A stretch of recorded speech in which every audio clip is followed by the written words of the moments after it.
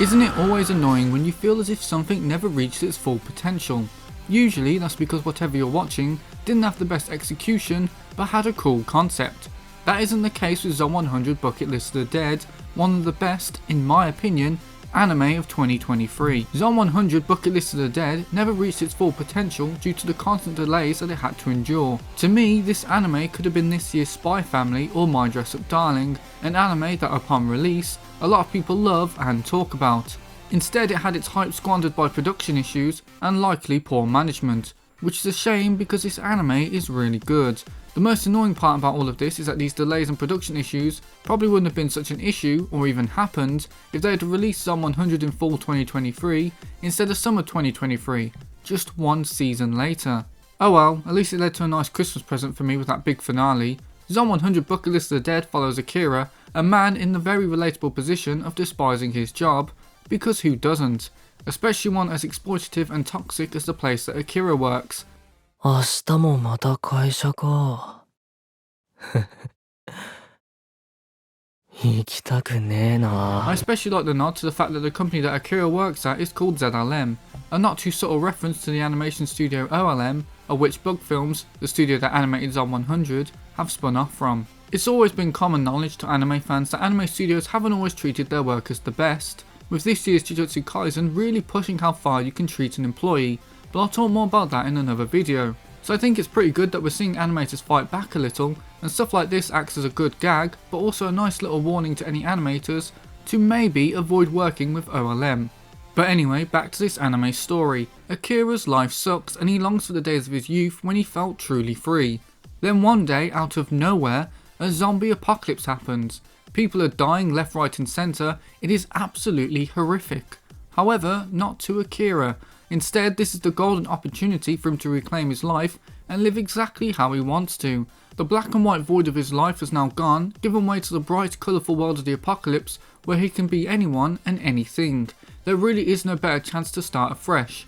Along the way, Akira meets many people, but the three that accompany him on his journey are his best friend from school, Kencho, the cold, uptight and pedantic Shizuka, and the German-Japanese obsessed otaku, Beatrix Armerhauser. Together, the four of them travel around Japan with their main goal of completing their bucket list, a list with 100 things that they want to do before they die or are turned into zombies. Although I do like that they are writing the list as they go along, and that Akira didn't just force himself to write a bunch of random things.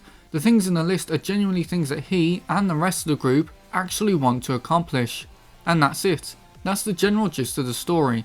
There is a bit more to Zom 100 and I am going to go into a bit more detail on it later in the video, but as a quick synopsis, that should suffice. As you can probably gather, it's not the story that draws you in, but instead the characters. Akira is a great protagonist for this anime. He's silly, fun and likeable. He is truly living his best life in the apocalypse, but this is the apocalypse and horrible stuff happens, as you can probably imagine. On top of that, Akira did spend 3 years working at a dreadful, soul-destroying company.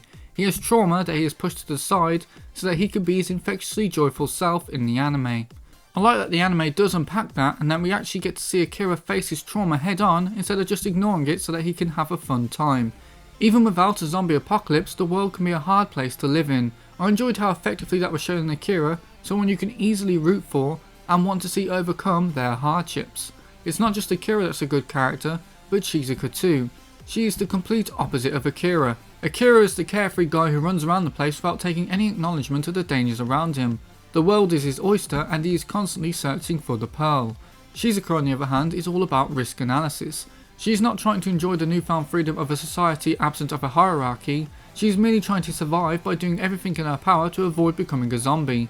Additionally, she's clearly very intelligent and comes from a family that have forced her to take advantage of that. Unlike Akira, Shizuka has never really lived her life and so treats the zombie apocalypse as just another hurdle that life has thrown her way. However, meeting Akira was definitely the best thing for her. He essentially drags her along on his journey and opens her eyes to life's possibilities. Through her journey with Akira and the others, she's able to loosen up and actually start to enjoy life. Shizuka allows herself to begin discovering who she is, not who her parents wanted her to be. I also like the little bit of trivia that her voice actor, Kusunoki Tomori, is also the voice actor for Makima in Chainsaw Man. It doesn't enhance the show in any way, it's just a nice little fact that I enjoyed learning about. おいしい？ It doesn't enhance the show in any way, it's just a nice little fun fact that I enjoyed learning about. Then there's Kencho, Akira's right hand man and best friend. Kencho is in a lot of ways like Akira, except more buff and way more into nudity. This man's defining personality trait is that he likes to take his clothes off. He does it even when there's absolutely no reason to. Outside of this odd quirk, Kencho is a nice guy. He's certainly more muscle than brain, but he does keep his eye out for people, especially Akira. They may have grown apart before the apocalypse used their horrible jobs, but the apocalypse has now given them the chance to start over and rekindle their friendship, something that both of them are very excited to do. Kencho is the comic relief character in this comedy anime, but he does have moments of character building and is given the time to flesh out as a person. Like Akira, he has dreams and desires and is going to use this apocalypse as a springboard to take him to that dream. Lastly, there's Beatrix, who I'm going to admit now is by far the weakest of the cast. Some people will really like her because she's the blonde, blue-eyed, busty anime girl who can kick butt, but truthfully there isn't much to her character, at least in the first season. She could definitely become a much better character with time, but she's introduced in the anime a lot later than the other main characters, so she's given far less of a chance to shine. In her second season, fingers crossed, she could become more compelling and interesting to me, but as it stands right now, she never really advanced any further than being the fan service female character in an anime that already had a female character that occasionally took on that role. There are a few other characters sprinkled in, but I'm not going to discuss them because they have such a small role in the anime. By far the most impressive aspect of Zom 100 Bucket List of the Dead, and something that made the endless delays less annoying, is the fantastic animation on display here. Zom 100 consistently looks incredible, continuing the trend of anime just looking fantastic this year. This shouldn't come as a surprise, as although this is Bug Film's first anime, they are a studio spawned out of OLM, and OLM are a magnificent studio in terms of animation. I believe that the people who worked on this anime are the same people who worked on the absolutely stunning Kami Can't Communicate. Do not be surprised if we find out that Kami has switched studios from OLM to Bug Films, like how Vinland Saga went from WIT to MAPPA. They really did not half-arse this anime and made sure to deliver stunning visuals no matter how long it took them. This is one of those rare anime where the animation quality in the opening isn't just to show how good the studio can be, but is an actual reflection of the anime itself. There will be a lot of competition for the anime with the best animation this year, but Zom 100 Bucket List of the Dead is certainly up there. Speaking of openings, Zom 100's is great. To be truthful, I've never really been a big fan of Carnaboon.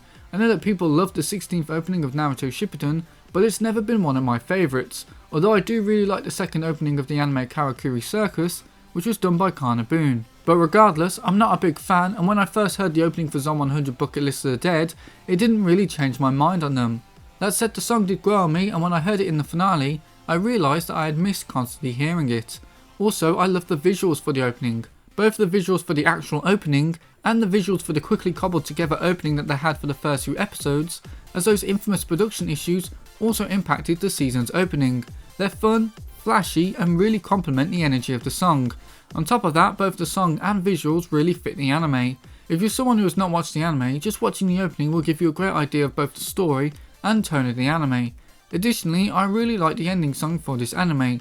It didn't need to grow on me like the opening, and whilst it is effective as an ending song by leading us out of the episode, it still maintains the energy of the anime. However, I must confess that I didn't always like this anime.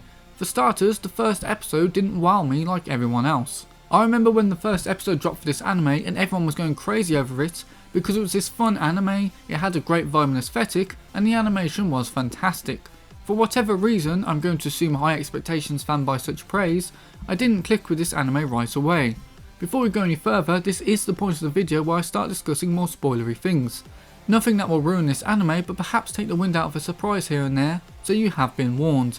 This lack of love for the anime continued a little and I began to understand why, and I'll use the 4th episode as my example. In the 4th episode, Akira and Kencho are stuck in this place with these 3 air hostesses and one guy who's obviously been bitten by a zombie.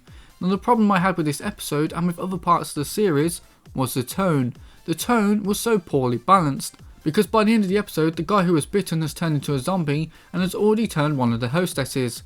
Then another of the hostesses who has slept with Kencho gets her face ripped off, and the hostess who took care of Akira gets bitten too. It's all very dark, and then the show completely undercuts it because Kencho found the flat screen TV that they wanted and the zombies that kept them trapped have gone away. So Kencho and Akira run away as if nothing happened. The show had for the most part just swept these horrific deaths under the rug. I didn't like it for a similar reason as to why a lot of people don't like the humour in the MCU. It was this very serious moment that had been completely undercut by humour. From watching a lot of shows, films, etc., I've learned that this is the wrong way around to do it. For example, there was a time when I watched CW's The Flash, and there was one episode that was really silly and felt kinda like filler if I'm being honest, where they're training Dr. Light into being a hero, an idea that went nowhere now that I think about it, but it was goofy and just a fun time. Then, at the end of the episode, Zoom, the main villain, shows up out of nowhere, beats up the Flash, and then breaks his spine, crippling him. It was dark, it was shocking, and it's something that has stuck with me after all these years, because it was a silly episode that was undercut by something serious. And because we went from light-hearted to serious, it made the events hit harder. That's the issue with Zom 100 Bucket List of the Dead. It just did it the wrong way around. But fortunately, the show, whether intentional or not, seems to have learned from this. After these sillier episodes and the zombie shark episode, which is really when my opinion on the show started to flip, we get the episodes where Akira has to face his former boss and re-experience the trauma of that time. Things become a lot more serious as reflected in Akira's behaviour, but it works, and it works really well, because we've had a tone shift from silly to serious. This is also why the finale worked so well, because we went from light-hearted content of Akira spending time with his family, an old man lusting after Shizuka, and Kencho bonding with an orphan little girl, to just all-out chaos as some bad people released a horde of zombies on the village. Essentially, it took a while for this show to find its tonal feet, but it did, and that's when the show really took off with me. Before I wrap up, I also want to discuss Higurashi, the main villain of the last few episodes. The other villains were one note but served their purpose well, and Higurashi seemed like he'd be just like that too. But then, to my actual surprise, I actually ended up feeling really sorry for the guy. He had clearly done something bad, but his motivations and reasoning behind his actions, as foolish as they were actually really relatable and understandable. I think Akira was right when he said that any of us could have become Higurashi. It helps that Okamoto Nobuhiko gave a standout performance as the character too. I could feel his pain and regret. The character won't be considered anyone's favourite, but he was surprisingly more nuanced than I expected, and I could understand his pain in the same way that many could understand the pain that Akira went through. Everyone in life struggles whether you notice it or not. I like that Akira recognised that in Higurashi and was able to empathise with him, even if he recognised that Higurashi was doing a really bad thing. It really is a shame that the constant delays really removed a lot of the impact from this anime due to how much this show got right. It has good characters, a simple but enjoyable story, all carried by phenomenal animation. If it weren't for the delays, and maybe this year was a little less stacked, then Zom 100 Bucket List of the Dead would have been a massive hit. And I'm sad to see that a fair bit of its potential was squandered. But anyway, if you enjoyed this video, then please do leave a like and a comment too. Let me know what you thought about this anime and its chances of a second season.